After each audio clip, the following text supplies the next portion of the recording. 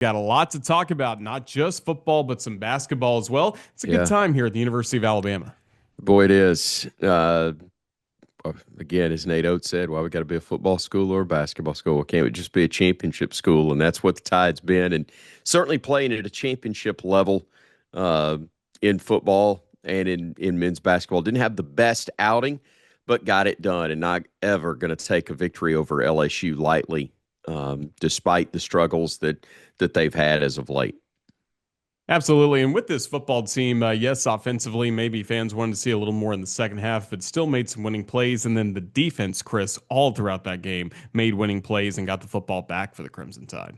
Well, they did. I go back to the first quarter. There was a stretch there when LSU could have gotten some real momentum. We had a sequence where the Tide, really got it across midfield, didn't get points, turned it over on downs, and then after the team swap punts, LSU's got the ball and pick up a first down, and all of a sudden, it seems like they've got a little momentum. But on the very same play where they got the first down, um, a great play to I think it was Nikai Hill-Green that knocked the ball loose and punched it loose and then recovered it. And just a great play. We only got three out of it, but I thought it kind of set the tone that the defense had the offense covered.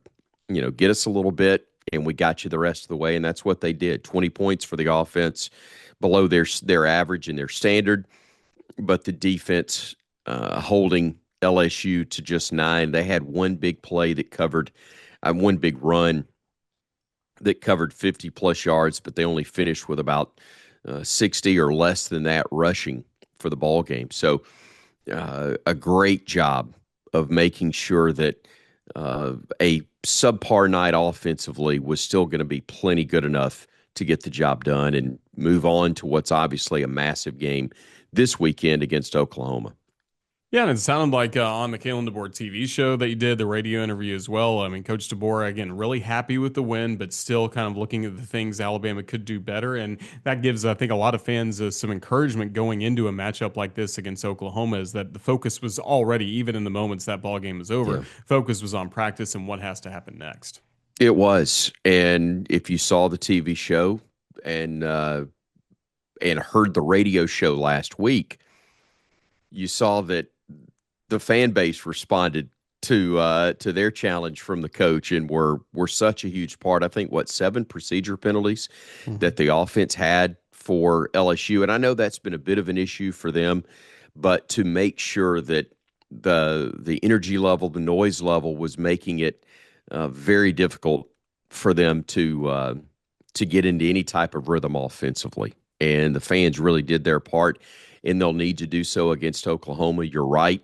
The message right after the game went to, yeah, we've got things clearly we've got to clean up, but at the same time we're going to move on and get excited about Oklahoma, and that won't take much energy or much coaxing to get everybody fired up, players or fans, for this matchup against the Sooners. Certainly based on what happened last year in Norman, but also with what's at stake if you can find a way to get a victory against OU this Saturday.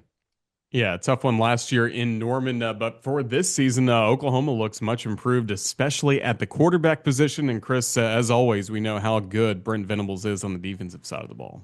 He is, and he's got them really good defensively again. But John Mateer is a guy that didn't very much like Garrett Nussmeier has not had the season that was anticipated for him. But like Nussmeier, when at his best, is still incredibly dangerous and as good as there is.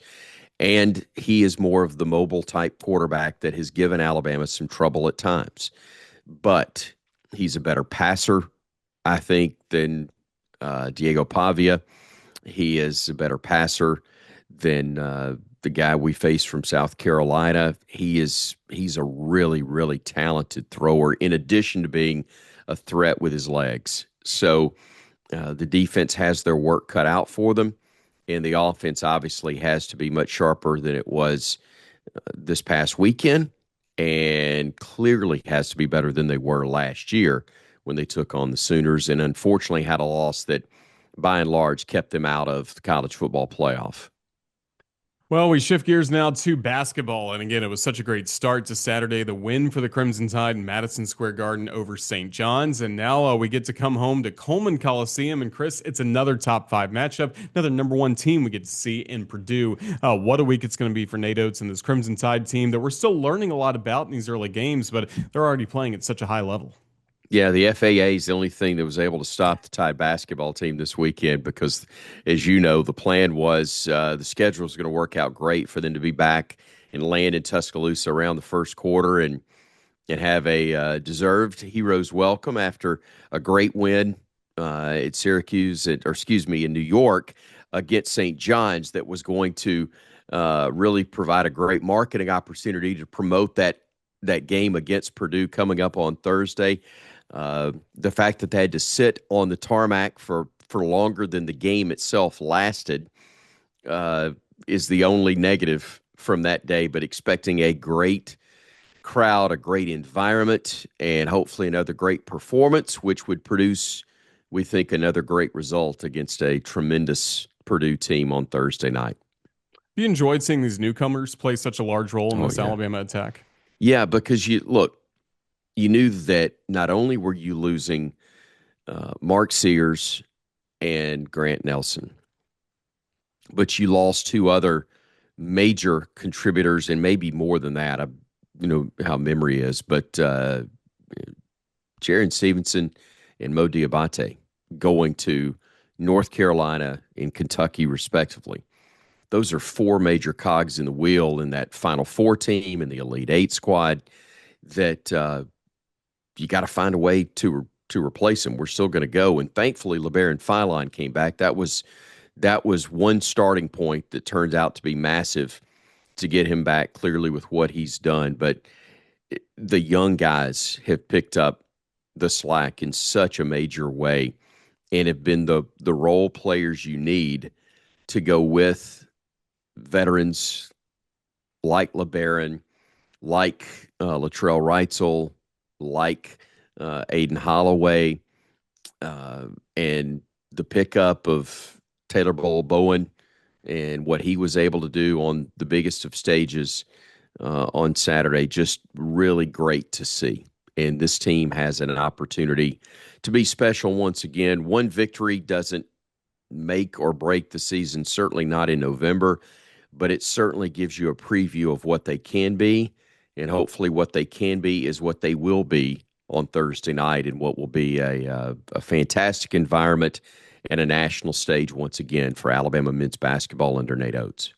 It's going to be a fun week. Hey, coach, on Wednesday, the men's game against Purdue coming up on Thursday, and then all the football stuff coming on Saturday as well. Chris, you're going to be busy, but hopefully calling some great moments for the Crimson Tide. We just appreciate the time you've given us here on the Crimson Tide Sports Network. Roll Tide.